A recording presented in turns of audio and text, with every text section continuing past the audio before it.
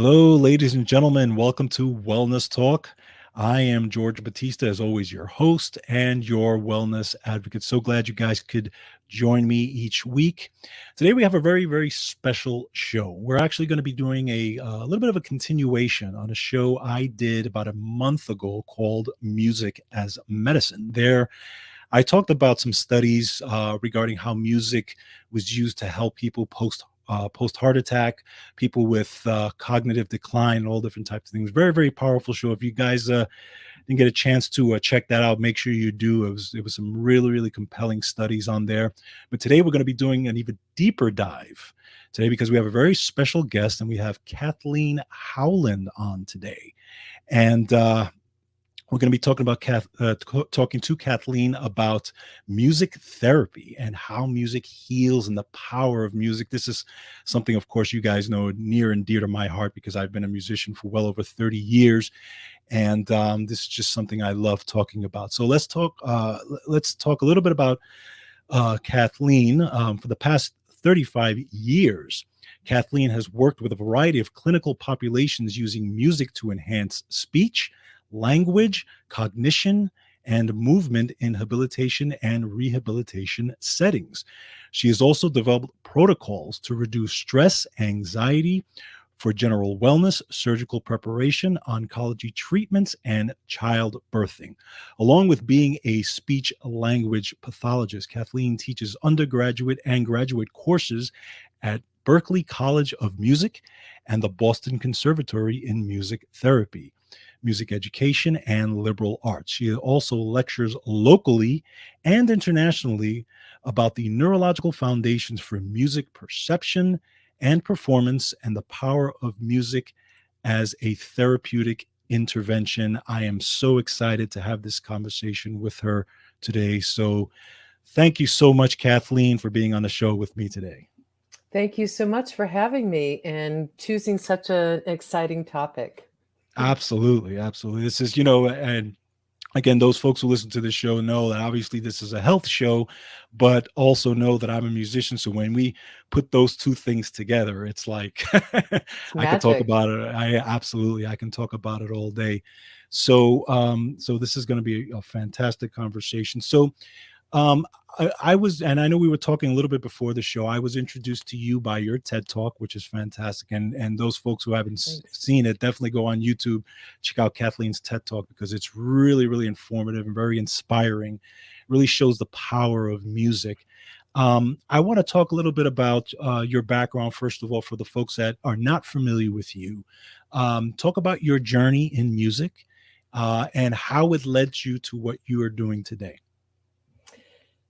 40 years ago, the notion of music therapy was really quite unfamiliar. It was something that ended up being like an epiphany when I first heard the two words together. I had been a music education major. At the same time, I was working with children and young adults on the autism spectrum who were just coming out of institutions where they were Mhm. physically and chemically restrained. Okay. And this was the advent of Skinner and all of the behaviorism. And in my work with them, their musicianship was unreal. It was so magnificent. And it captured me. And as a musician and as a aspiring music educator, I didn't know what to do with their Mm, musicality. I didn't know how mm, to harness it for their well-being or for the goals that I was responsible for. And then one summer, in between my sophomore and junior year of college, I heard the words music therapy, and I just knew that's who I was, but I didn't have any idea what it was. mhm. And so I switched colleges, and I have been on this path ever since. Wow, incredible. So, talk to us about music therapy specifically. What what is it that you actually do? Because I know you work in oncology sometimes and hospice care and these types of things. So, what are the actual mechanisms of it? There are a number of interventions that we have at our disposal. It could include songwriting. It could be passive listening. It could be active engagement, where we Mm, offer instruments that need no specific skill, that are handheld percussive instruments, for example, that people can join in with their own musicality. We also do lyric analysis is another way of working with people, and improvisation. So Mhm. we have these fundamental tools that we can use with people from womb to tomb, actually. Wow. They're very adaptable. We have um, the opportunity to serve 4 domains: speech Mhm. and language, cognition, movement, and emotions. So, for example, walking into somebody's life in an oncology unit is a pretty uncomfortable few moments, I will Sure. say. Sure. When you walk in and say, "Do you wanna have music?" And people are like, "What? Do Right. you want me to sing?" And so, but once you do get your foot in the door, then they start to see, "Oh my gosh, I forgot about music. I Yeah. forgot about my love of music. Oh, I feel so supported. I feel so relaxed." So in oncology, for example, for people to reach the relaxation response, that biological state of rest and restoration, Mhm. is really a great way to navigate all of the steroids and all of the chemotherapy that will go Mhm. into their bodies. And I can say this not just as a practitioner, but as a patient myself, Mhm. that when you're not in the stress response, that your body accepts Western medicine or Right. any kind of intervention much more readily. And Right. so for people to see that music can be used as a tool for resilience, it can be a way to occupy 8 hours of chemotherapy. When I was practicing before I was diagnosed, people were watching Jerry Springer in the Wow. oncology unit. I couldn't understand the overflow of toxicity, the choice of toxicity. And that taught me, when it became my time, I wanted to fill myself, my spirit, my body with love, joy, and laughter Right. and aesthetic beauty. And I think it had a lot to do with the way my body received the medication, and the way that I was able to navigate. Those were precious hours. Those were really Yes. precious memories in my life, even though, yes, it made me sick and it made me bald and it did all the things it did. Sure. Um, what I saw was I made wonderful use of that time. I didn't grade papers. I wasn't on trolling on the internet just mindlessly. I was very much purposeful and in the beauty and power of music, and I think it made all the difference. Absolutely.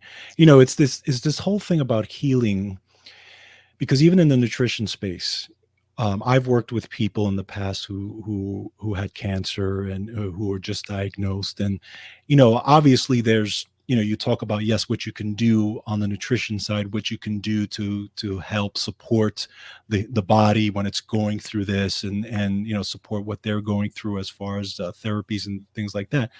But it's amazing, the mindset has so much to do with it.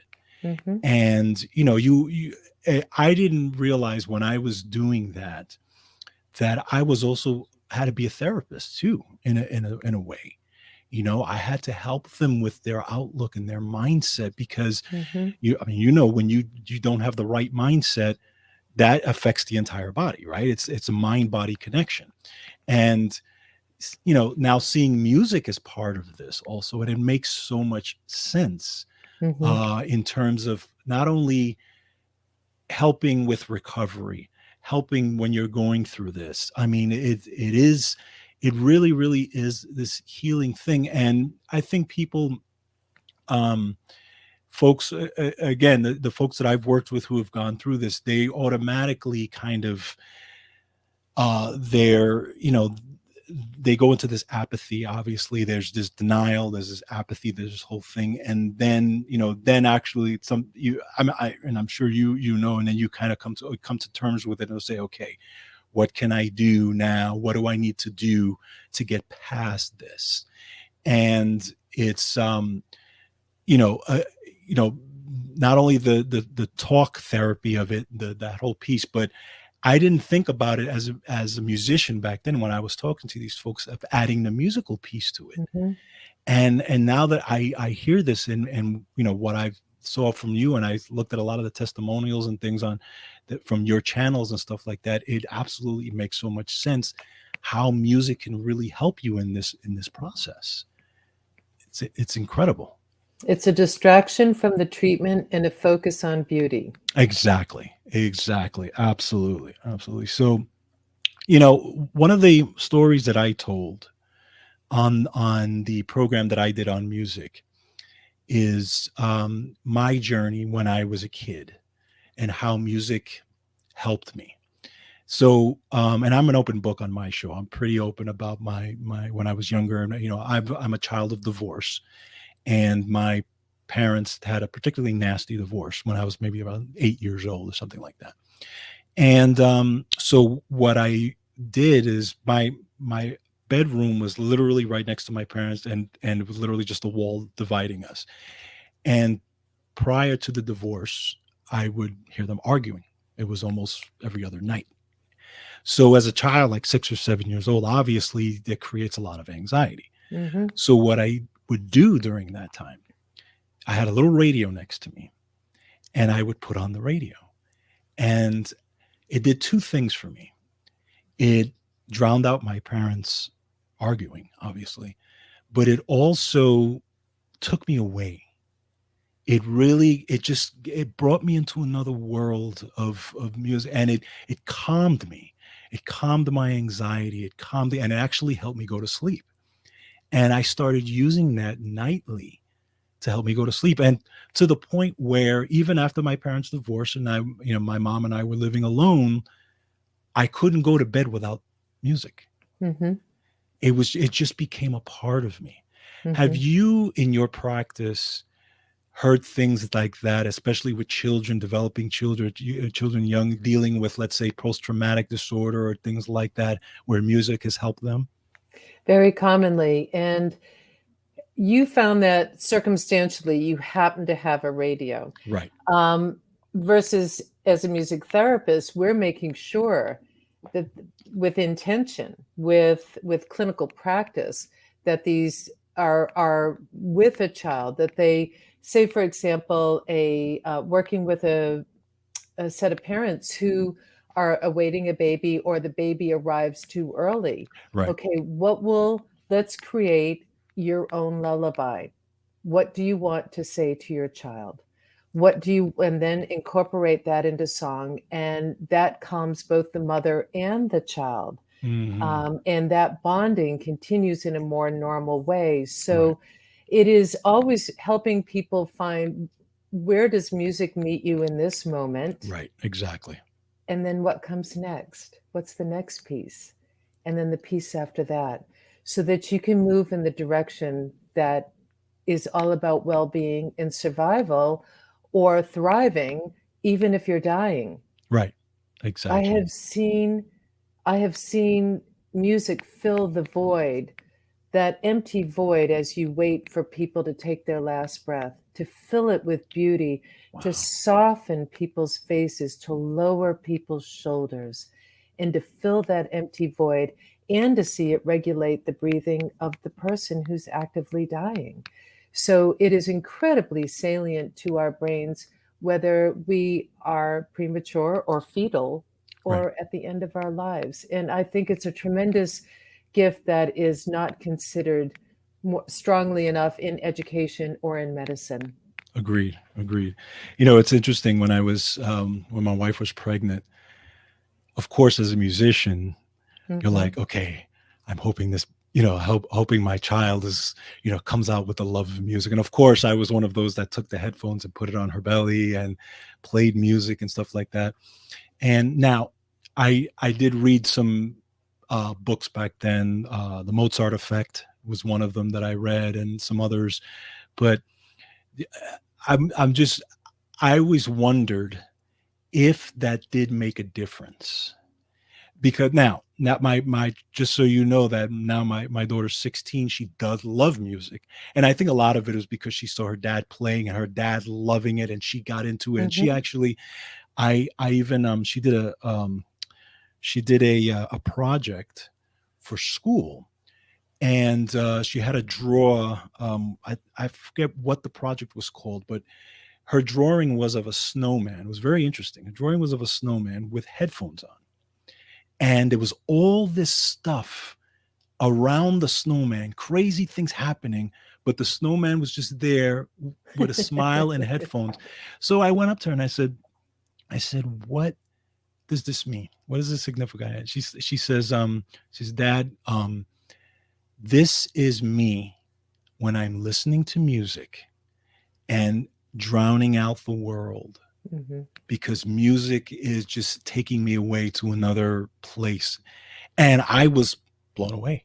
I Yes. w- I was shocked at how she was so, how she thought of it, because I never realized, and again, I knew she loved music, but I never realized that she thought of it in that way. Yes. And you surprised at how children growing up, whether their parents are or musicians or not, or whether they love music or not, how music, especially because now there's music everywhere, on social media and everything, it does inspire children, right, Yes. growing up. Yes. When my daughter was 4, we had a car accident, just a sliding winter Hmm. accident, but it was Hmm. very unnerving. I had a Yeah, child sure. in the car, and she said, "Mama, just listen to the music. Just Look at that. listen," Look at which that. was wonderful. It's Yes. incredible. Wow. Yeah. So, I wanted to get into, so you have one of the things that I have found that's very interesting to me is music, how it affects people who are going through cognitive decline, Yes. dementia, Alzheimer's. Now, I've seen it, and I'm not a neuroscientist or anything like that, so I don't know all the mechanisms to this, but I've always been interested in that whole piece of how a person who's going through that cannot recognize a loved one, Mm-hmm. but will know every lyric to the song, Mm-hmm. or will know, or even the musicians know how to play the song. You know, uh, Examples like Glenn Campbell, who went through that, Mm-hmm. couldn't recognize his own kids, but yet he would be on stage playing the song perfectly. With Tony his Bennett, children. yeah, no, absolutely. Tony Bennett is going through that now. Mm-hmm. Mm-hmm. Do you know, or can you explain a little bit about the brain and the mechanism and how that works? Well, that's a very big topic. I So know. let's take a look at your average person, for Mhm, example, a non-musician, mhm. and then we'll talk about how perhaps being a musician can be neuroprotective Okay, to cognitive decline.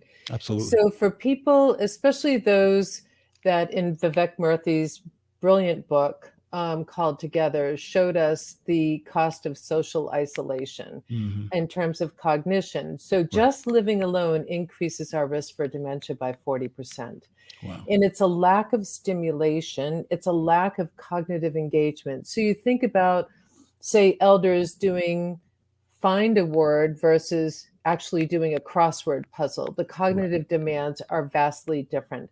Right. And one of the best things that you can do is listen to music, but not just music you know, but really going through the CDs or LPs or whatever you have, or technology if you feel comfortable in exploring music. Like if you can take a favorite song and put it into Pandora, now you're going to let the algorithm Right. give you that the breadth of that. So it's having an adventurous spirit a little bit, or having an adventurous spirit that's encouraged. Mhm. But listening to music alone can be cognitively stimulating. And in some very interesting studies from Finland showing that after a stroke, people did better when they were and had better recoveries when they Right. were listening to music daily. And Sure. I think, and there's nothing in science to say this is true, but across science and across my experience, I think that what music does in its orderedness is help order brain function. Okay. So Okay. rhythm being very, very fundamental, patterns that are redundant and that vary, but they're recognizable. This is so different. And then, of course, there's the emotional salience of it, which can give you jolts of joy that can motivate you and have you engaged. So I think listening to music for non-musicians is really important in cognitive decline and should be considered as a daily dosing. Yeah. like especially at times when they might be inclined to nap, because cognitive decline is, you also see people napping because they're bored. They're Right. not engaged. Right. So when they're napping several times a day, those are the times a day that music should be put on. And it should avoid the naps. Now, naps are very, very healthy, but not frequent napping, and particularly due to boredom.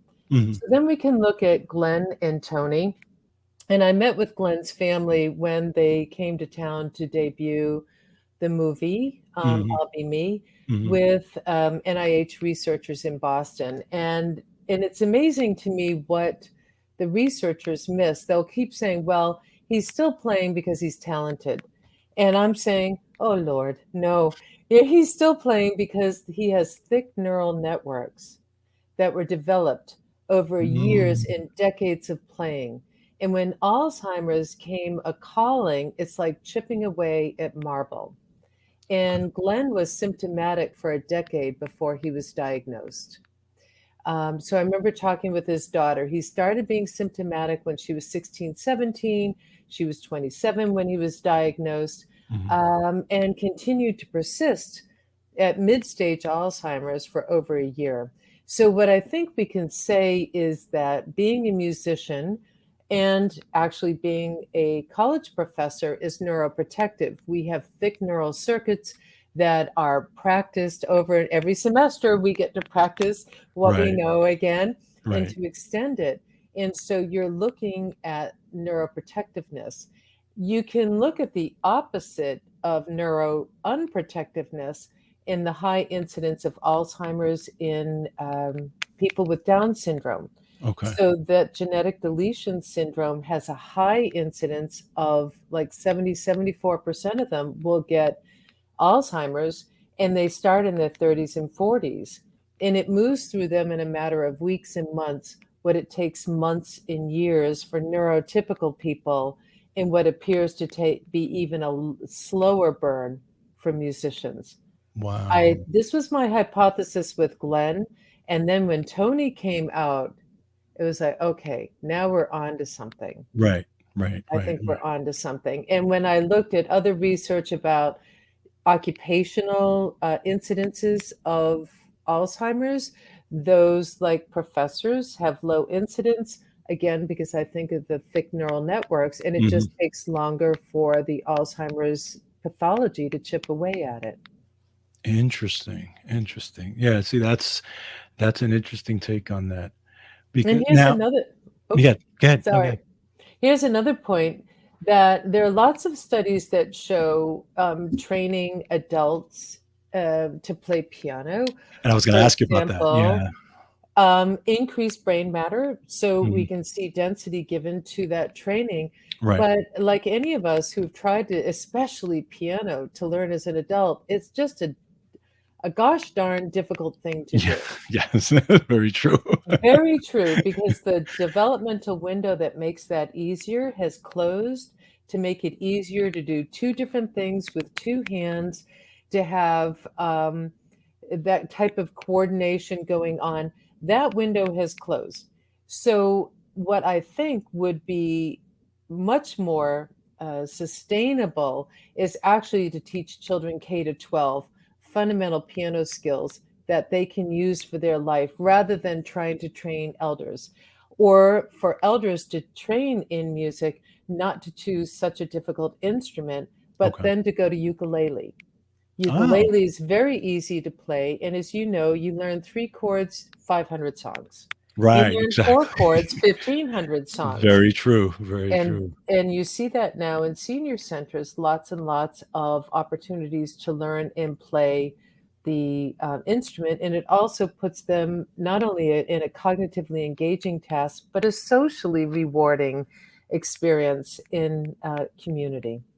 Absolutely. Well, and that's it makes sense also because and you're right because when you're whether it's you're in a band or whether you're in an orchestra or whatever it is, you're learning to work with the rest of the group.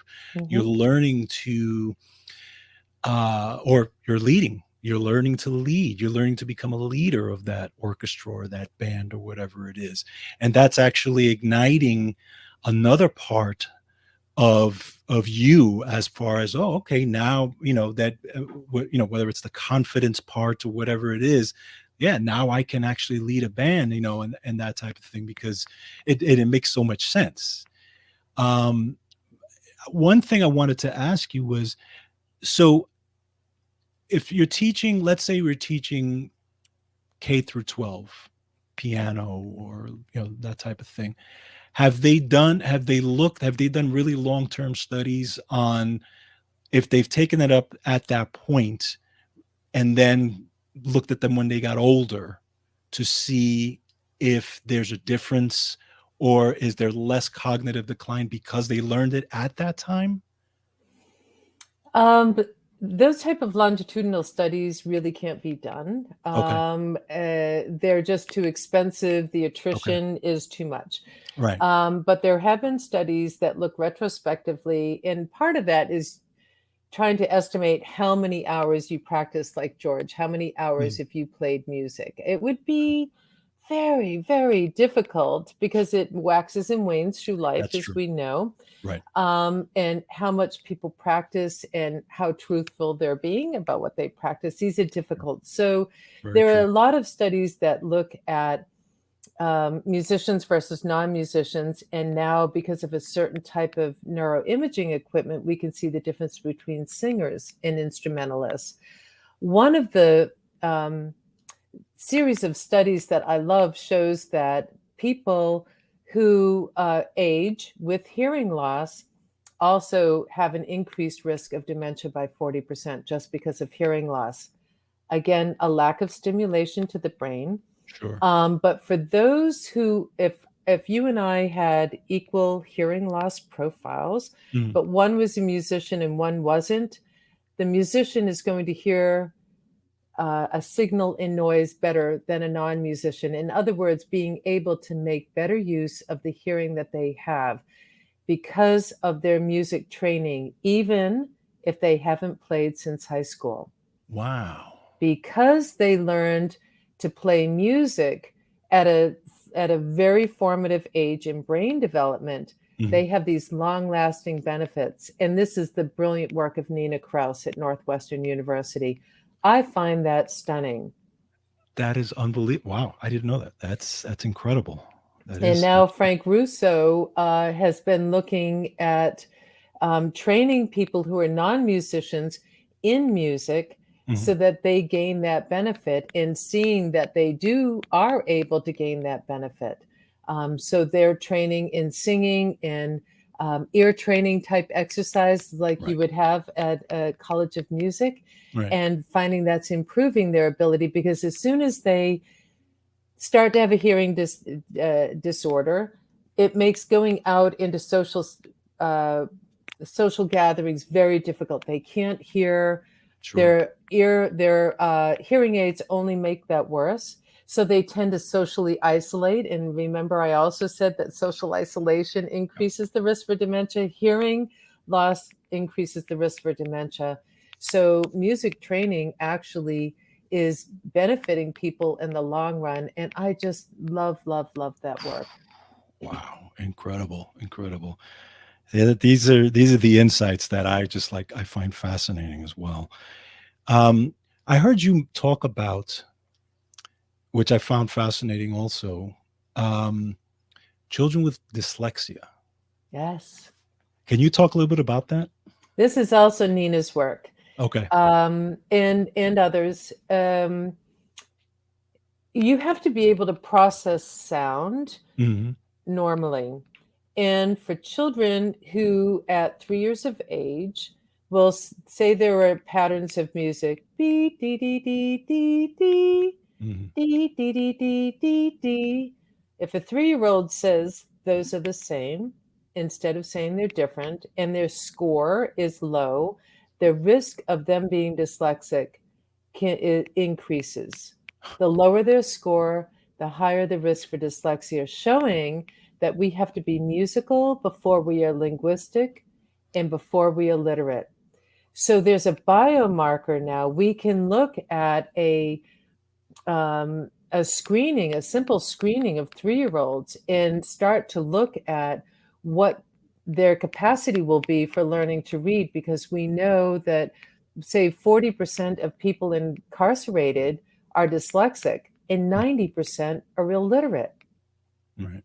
Right. Right. That by not being able to read because of conventional school systems, they don't have access to the kingdom of knowledge and inspiration. Right. Exactly. And so we are not yet to the place to say what would remediate that finding, because this Mhm. is all relatively new, but Mhm. assuredly it will be to put them into an early childhood music class. Right. Absolutely.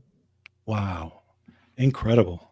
Isn't Incredible. that beautiful? Yeah, it's Oh, unbelievable. here's another one I think you'll really like. Absolutely. The work of Kathleen Vermeer in Mhm. Germany has been collecting children's vocalizations, their cooings at 2 to 4 months of age.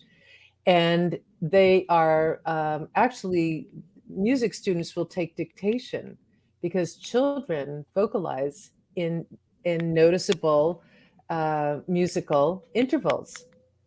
And furthermore, what she's shown is that if the children do not have varied, a nice variety of vocalizations that they're capable of doing, it demonstrates what they're perceiving is not typical.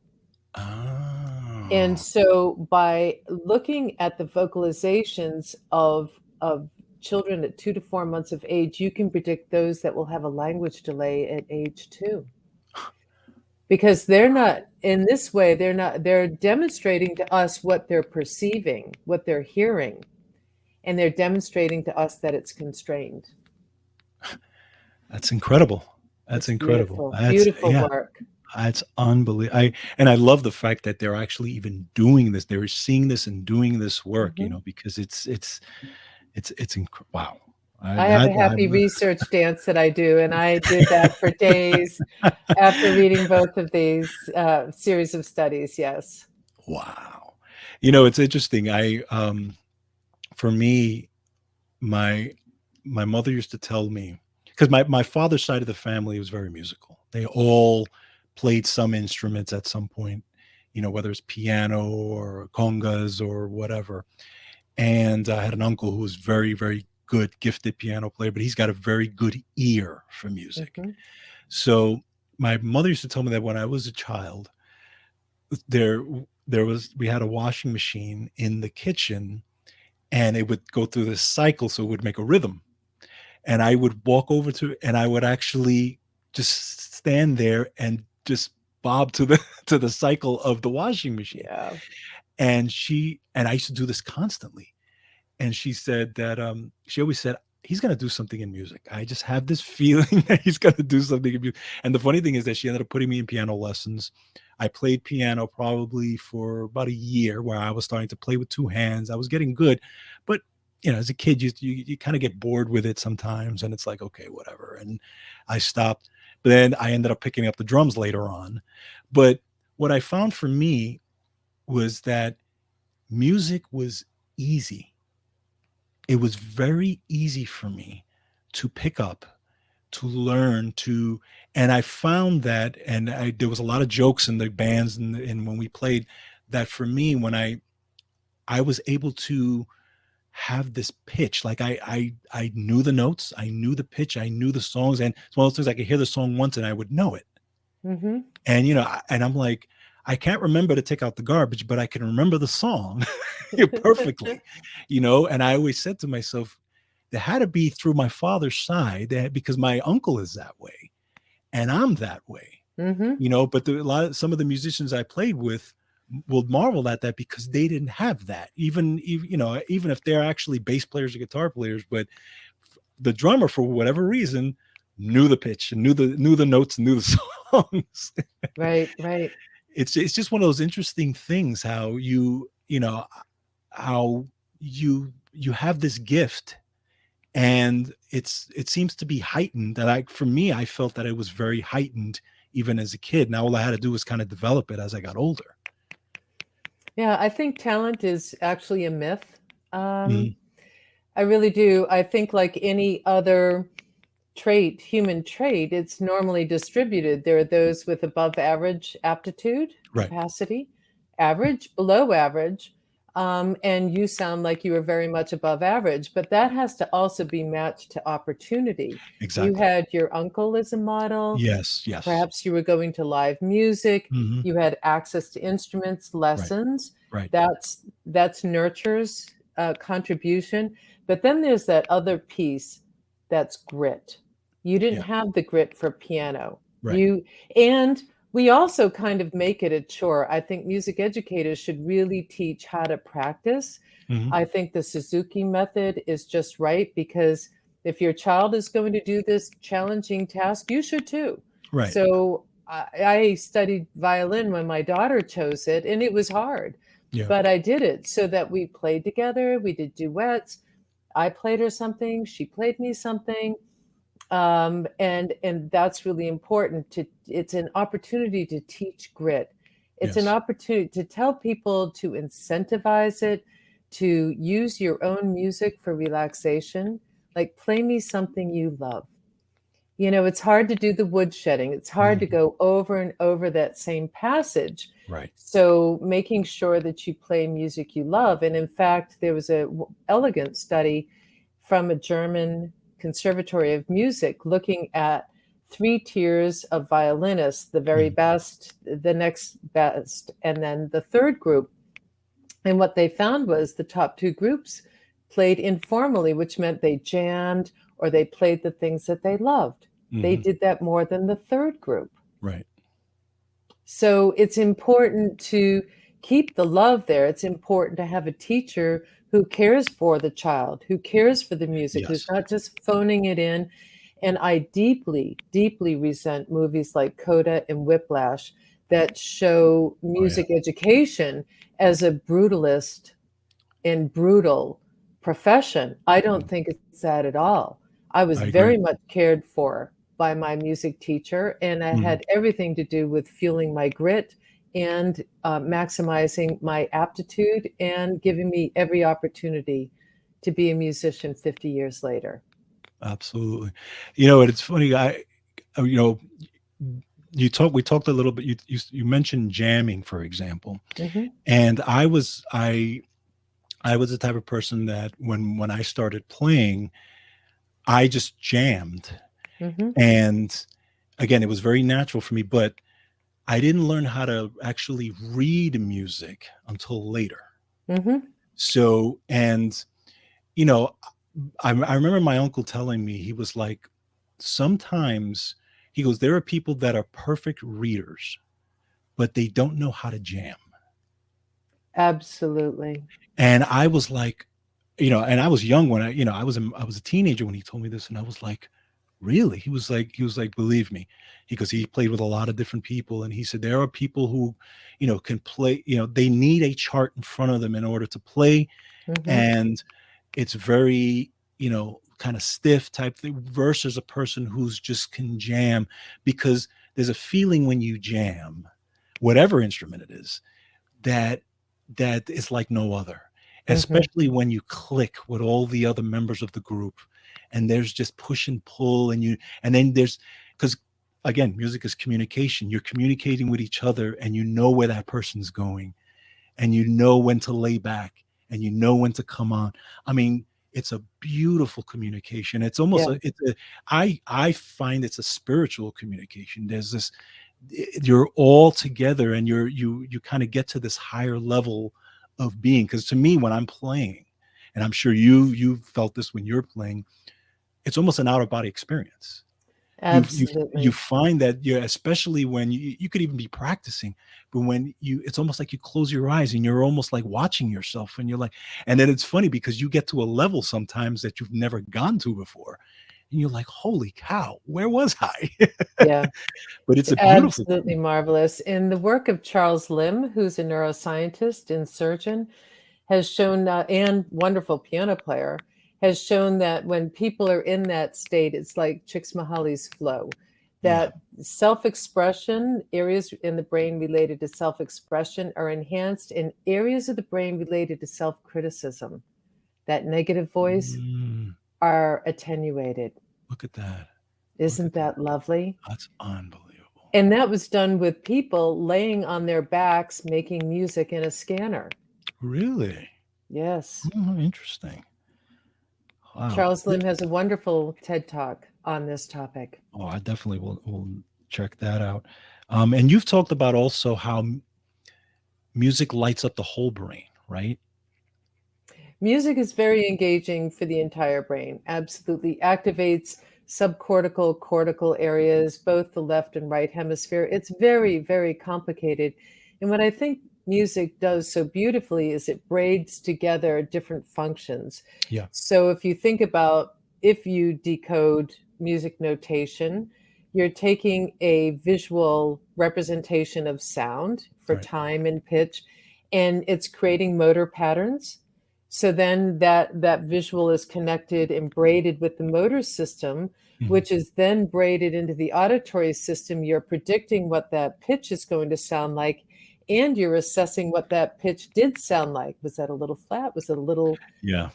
sharp? Then your Exactly. executive functions kick in like, oh my God, here comes that high D. Is my reed going to hold this? I better Right. pull up on this. Right. And then sometimes you reflect, which is never good because sometimes you're like, was that supposed to be an F sharp? And then you start making mistakes Yeah. in the now because you're looking back. So it really does involve so many areas. And it's not that they're separate islands, but that they're Mhm. braided together with really thick circuits to allow this work to flow as easily as it does. Wow. Absolutely.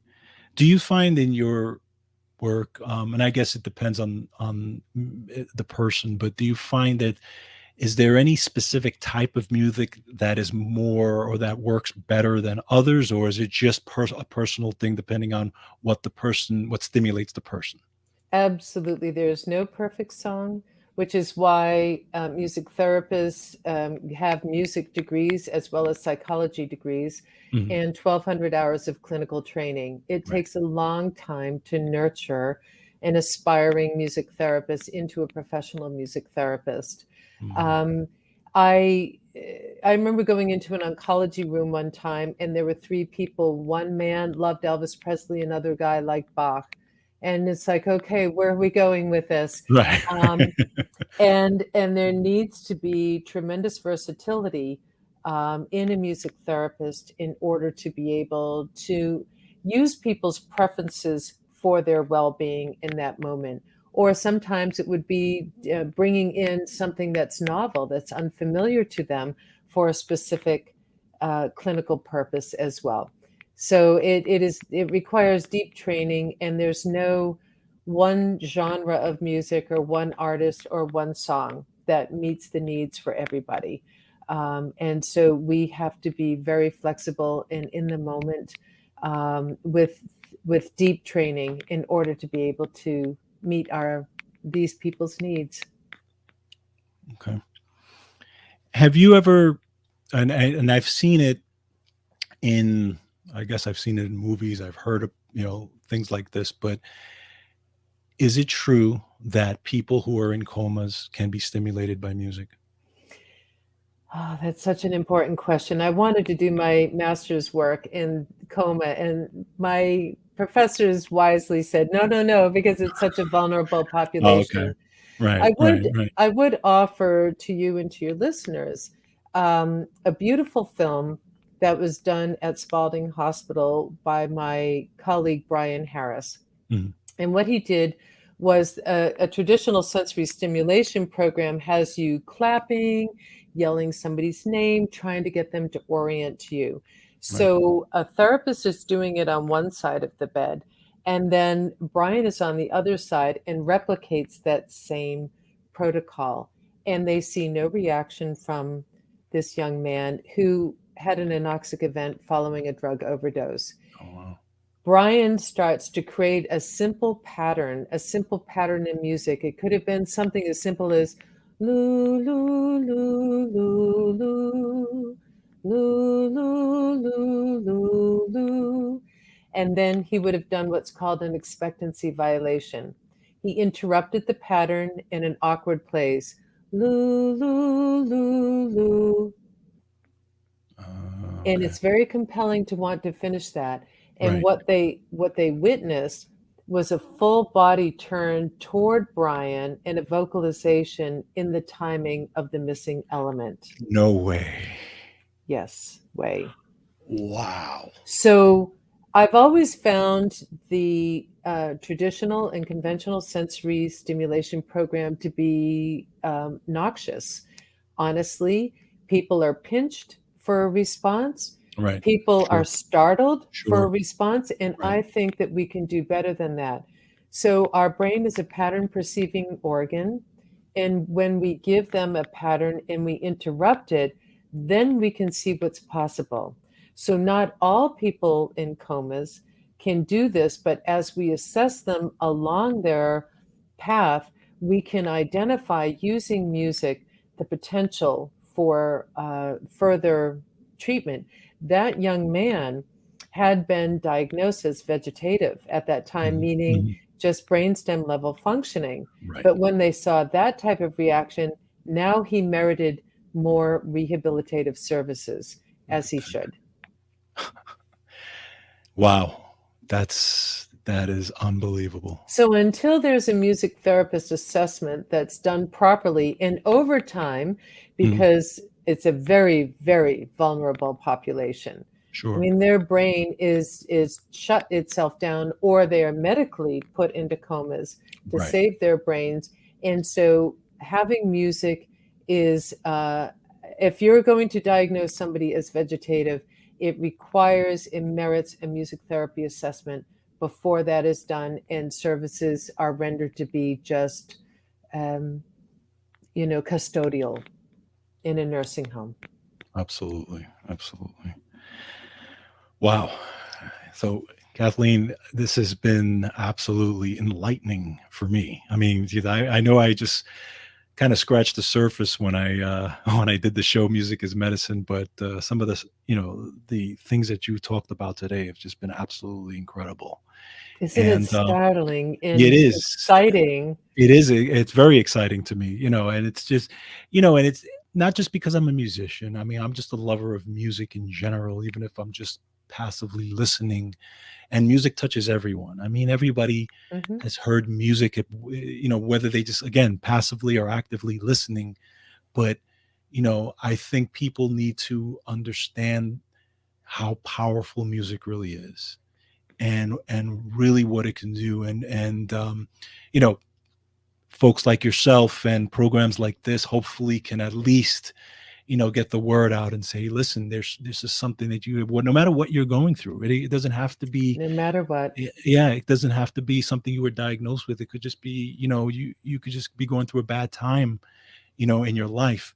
But use music to lift you up, to help you through Mhm, that time. Because I mean, again, I'm a person, you see it daily, and I'm a person who went through it as a child, that music can be a healing thing. So I definitely encourage everyone to really explore music, and even playing an instrument, mhm, learning an instrument. Again, the motor skills involved and things like that as well is very, very beneficial. And I definitely want everybody to not only check out your TED Talk, which is on YouTube, but also to go to your website, kathleenhowland.com, to check out the services that you offer. And you write a great blog. You have some great blogs on there, by the way. So thank you. I definitely encourage everyone to check those out, read those, and just think about music for healing, because it is absolutely healing. And Kathleen, I really want to thank you so much. It's been an honor for you, to have you on this show. And thank you so much for being on, and really enlightening me and my audience. Thank you. It's a privilege to have been asked and to be able to share what I know and what I love and what I love to know. Absolutely, absolutely. Thank you so much. I will be right back. All right, guys. So that was Kathleen Howland. I hope you really got a lot out of that, because it's just incredible information that she offers. And again, just check out her site, check out her TED Talk, and again, explore music, and the power of music. So I want to thank you guys for joining me. Make sure you guys take care of yourselves. Make sure you guys take care of each other. And don't forget, as always, control your health. Have a great day.